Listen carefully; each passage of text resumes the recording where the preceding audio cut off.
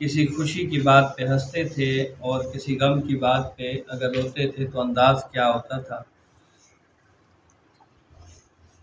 رسول کریم علیہ الصلوۃ والسلام اکثر طور پہ تبسم فرمایا کرتے تھے۔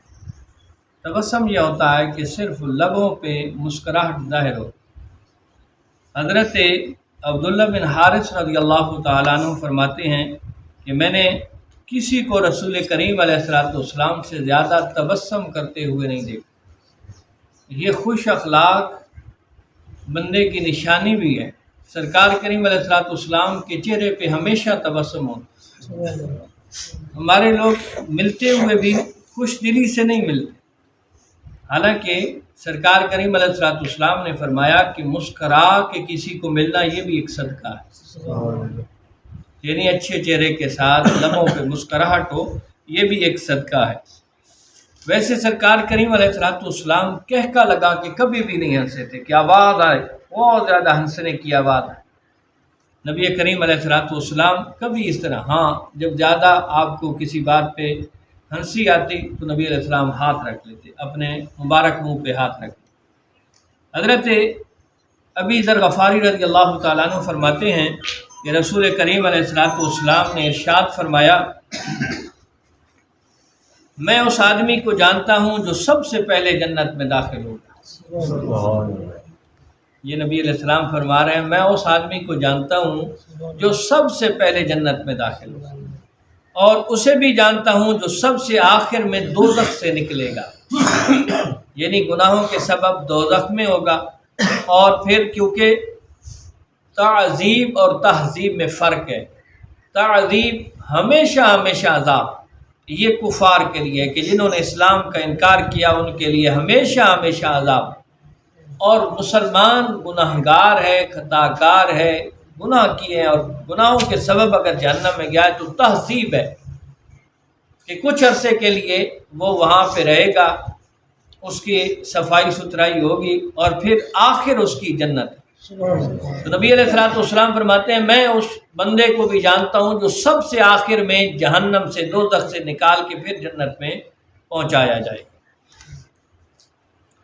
ایک آدمی لایا جائے گا اور کہا جائے گا کہ اس پر اس کے صغیرہ گناہ پیش کرو اور بڑے بڑے گناہ چھپائے رکھو، یعنی ایک بندہ اللہ کی بارگاہ میں پیش کیا جائے گا اور حکم ہوگا کہ اس نے جو چھوٹے چھوٹے گناہ کیے تھے نا وہ اس کے سامنے اس کو بتاؤ، لیکن جو بڑے گناہ اس نے کیے تھے وہ اسے نہیں بتانا۔ تو اس سے کہا جائے گا تو نے فلاں دن فلاں فلاں گناہ کیا تھا، وہ اقرار کرتا چلا جائے گا، انکار نہیں کر سکے گا، اپنے کبیرہ گناہوں کی وجہ سے ڈر رہا ہوگا۔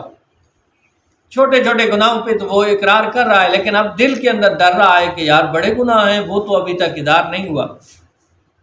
پھر حکم ہوگا اللہ تعالیٰ کی طرف سے، اس نے جتنے گناہ کیے ہر گناہ کے بدلے ایک ایک نیکی دے دی جائے۔ وہ کریم ہے نا بھائی، وہ فضل فرمانے والی ذات ہے۔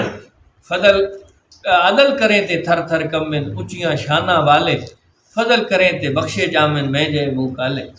وہ فضل کی بات ہو رہی ہے کہ پہلے اس سے گناہوں کا اقرار کروایا، لیکن ڈرتے ہوئے وہ چھوٹے گناہوں کا اقرار کر رہا ہے، لیکن بڑے گناہ اس کے دل میں تو ہے بھائی میں نے کیے ہیں، لیکن اس کے سامنے اس کا اظہار نہیں کیا جا رہا۔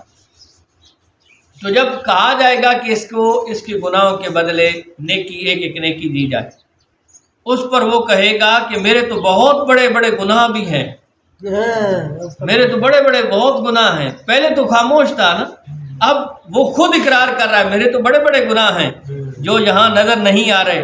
حضرت ابی ذر غفاری رضی اللہ تعالیٰ عنہ فرماتے ہیں کہ میں نے دیکھا رسول کریم علیہ الصلوۃ والسلام یہ بیان فرما کر ہنسے، یعنی یہ قیامت کے دن کا منظر بیان کیا نا تو پھر ہنسے خوشی سے، اور اتنے زور سے ہنسے کہ نبی علیہ الصلوۃ والسلام کی داڑھیں نظر آنے لگی کہ اس بندے کی وجہ سے نا، کہ وہ پہلے تو پریشان تھا بھائی چھوٹے چھوٹے گناہ بڑے اللہ کرے دائر نہ ہو، جب گناہوں کے بدلہ نیکیاں ملنی شروع ہوئی تو اب وہ خود کہتا ہے میرے بڑے بڑے گناہ بھی ہیں بھائی، تو اب زیادہ نیکیاں۔ تو سرکار یہ بیان کر کے بڑے ہنسے، اور اتنے ہنسے کہ آپ کی داڑھیں، یعنی یہ دانت جو ہے نا خوشی سے ہنسنے کی وجہ سے یہ بھی نظر آنے لگی۔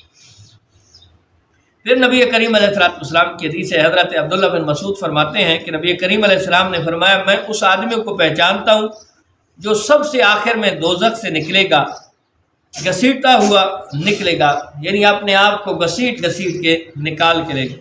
اسے کہا جائے گا جاؤ اور جنت میں داخل ہو جا۔ وہ وہاں جا کر دیکھے گا لوگوں نے سب مقامات پر قبضہ کر رکھا ہے۔ وہ لوٹ کر بارگاہ الہی میں عرض کرے گا، وہاں تو کوئی جگہ خالی نہیں ہے۔ فرمایا جائے گا، یاد ہے وہ دنیا میں جس میں تو تھا اس میں وسعت و فراخی کا کیا عالم تھا، یعنی تمہیں اپنی دنیا کی جگہ یاد ہے؟ بھئی زیادہ سے زیادہ ہمارے ہاں 5 مرلے 1 کنال زیادہ سے زیادہ ہوتی ہیں، بھئی اتنا یاد ہے؟ تو عرض کرے گا ہاں۔ فرمایا جائے گا اچھا کچھ تمنا کرو، یعنی خواہش کرو۔ وہ اپنی تمنائیں بیان کرے گا۔ فرمایا جائے گا جو تمنائیں تم نے کی وہ بھی تجھے عطا کرتے ہیں، اور تمام دنیا اس کی جگہ کی بات نہیں ہے، تمام دنیا سے 10 گنا زائد بھی یہ بھی تمہیں نہیں دے۔ سبحان اللہ۔ عرض کرے گا بادشاہوں کے بادشاہ ہو کر مجھ سے مذاق کرتے ہو۔ یہ سرکار کی حدیث ہے، سرکار اس دن کا وہ نقشہ بیان کر رہے ہیں کہ بادشاہوں کا بادشاہ ہو کر میرے ساتھ مذاق فرماتے ہو۔ تو حضرت عبداللہ بن مسعود فرماتے میں نے دیکھا رسول کریم علیہ السلام اس زور سے ہنسے کہ آپ کی داڑھیں نظر آنے لگی۔ وجہ کیا تھی کہ وہ اس دن حیران ہے نا بھائی، سب سے آخری جہنمی، یعنی اعمال کے اعتبار سے کوئی عمل نہیں ہے، بس ایک لا الہ الا اللہ کا وہ کلمہ ہے۔ تو رب فرما رہا ہے کہ تمام دنیا میں 10 گنا، یہ جو کائنات کی دنیا ہے اس سے 10 گنا بڑی تمہیں جنت دیتے ہیں، اور جو خواہش تم نے کی تھی وہ بھی تمہیں دیتے ہیں۔ یہ نہیں ہے کہ وہ ہم روک لیں۔ تو وہ اب حیران ہے نا بھائی، وہ بندہ حیران ہو کے کہتا ہے مولا تو میرے ساتھ مزاح فرما رہا ہے۔ تو نبی کریم علیہ السلام اس بات پہ بڑے ہنسے کہ اب اسے یقین نہیں آ رہا تھا نا، تو یقین نہ آنے کی وجہ سے وہ پھر حیرانگی کی حالت میں یہ کہتا ہے۔ آخری بات اور پھر گفتگو ختم کر۔ حضرت عامر بن سعد بن ابی وقاص سے روایت ہے کہ سعد رضی اللہ تعالیٰ عنہ فرمایا کرتے تھے کہ میں نے نبی کریم علیہ السلام کے ساتھ جنگ خندق کے روز اس طرح ہنستے دیکھا کہ آپ علیہ السلام کی داڑھیں نظر آ رہی تھی۔ تو سوال کرنے نے پوچھا بھائی نبی علیہ السلام کس وجہ سے ہنسے تھے؟ فرمایا ایک کافر کے پاس ڈھال تھی۔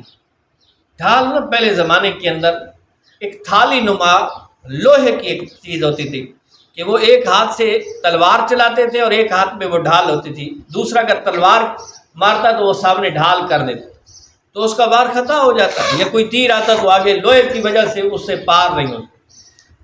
تو حضرت سعد فرما رہے ہیں کہ ایک کافر کے پاس ڈھال تھی، حضرت سعد تیر اندازی کر رہے تھے، اس کو تیر مار رہے تھے، وہ ڈھال سے اپنے ماتھے کا بچاؤ کر لیتا، جو ہی تیر پہنچتا وہ آگے سے ڈھال کر لیتا۔ آخر میں حضرت سعد نے تیر کمان میں چڑھایا اور انتظار کرنے لگے۔ جب اس نے سر اٹھایا تو حضرت سعد نے تیر چلا دیا۔ یہ تیر خطا نہ ہوا بلکہ اس کی پیشانی پہ جا لگا۔ وہ جنگ ہو رہی تھی نا، تو وہ کافر جو تھا نا پہلے تو وہ سنبھل کے، تو اب حضرت سعد پہلے تو ویسے چلا رہے تھے اس کو نشانہ، لیکن اب بیٹھ گئے کہ جو ہی یہ سر اٹھائے گا، ماہر تیر انداز اور جنگجو تھے حضرت سعد، اب جو ہی اس نے سر اٹھایا حضرت سعد نے تیر چلا دی، اور تیر پھر ایسا لگا کہ اس کی پیشانی پہ جا لگا۔ جب اس نے تیر لگا نا، اب وہ نیچے گرا تو اس کی ٹانگیں اوپر ہو گئی۔ وہ جہاں بیٹھا ہوا تھا نا، تو تیر لگنے کی وجہ سے پیشانی پہ لگا ہے، وہ گرا ہے اور اس کی ٹانگیں اوپر ہو گئی ہیں۔ تو نبی کریم علیہ السلام نے یہ صورتحال دیکھ کے اتنے ہنسے کہ آپ کے دندان مبارک ظاہر ہو گئے، کہ وہ کیفیت ایسی بنی ہوئی تھی نا، اب سامنے ایک جنگ ہو رہی ہے اور بڑے خوبصورت انداز میں حضرت سعد تیر چلا رہے ہیں، اور پھر جس کو تیر لگائے پھر اس کے مرنے کا انداز کیا ہے کہ اس کی ٹانگیں اوپر ہوئی ہیں۔ تو یہ رنگ دیکھ کے نبی علیہ السلام مسکرا اٹھے۔ تو حضرت صاحب اس کو بتا رہے ہیں کہ اس وجہ سے نبی علیہ الصلوۃ والسلام ہنسے تھے۔ تو ویسے بہت ساری ایسی روایات ملتی ہیں نبی کریم علیہ الصلوۃ والسلام کی۔ حضرت علی سے بھی ہے کہ حضرت علی ایک مرتبہ آپ گھوڑے پہ سوار ہوئے، دعائیں پڑھی، دعائیں پڑھنے کے بعد تھوڑے مسکرانے لگے، تو خادم کھڑا تھا، کہنے لگا حضرت کوئی تعجب کی بات نہیں ہے، آپ نے دعائیں پڑھی ہیں اور مسکرانے کی وجہ مجھے نظر نہیں آئی۔ یعنی مسکرانے کی ایک وجہ ہوتی ہے کہ کوئی بندہ ایک لطیف بات کرتا ہے، لطف ملتا ہے نا، تو آٹومیٹیکلی بندے کے چہرے پہ مسکراہٹ آ جاتی ہے۔ تو بھئی ایسی بات تو نہیں ہوئی، خادم نے کہا حضرت علی شیر خدا رضی اللہ تعالیٰ عنہ فرماتے ہیں ہاں کوئی ایسی بات تو نہیں ہے، لیکن میں نے نبی علیہ الصلوۃ والسلام کو یوں کرتے ہوئے دیکھا ہے سبحان اللہ۔ کہ سرکار سوار ہوئے تھے، یہ دعائیں پڑھی تھیں اور پھر بعد میں مسکراہے۔ ہم تو یار کی ادا کو ادا کر رہے ہیں۔ اللہ کریم سرکار کریم علیہ السلام کی اس مسکراہٹ کا صدقہ ہم سب کے تمام صغیرہ کبیرہ گناہ معاف فرمائے، آمین۔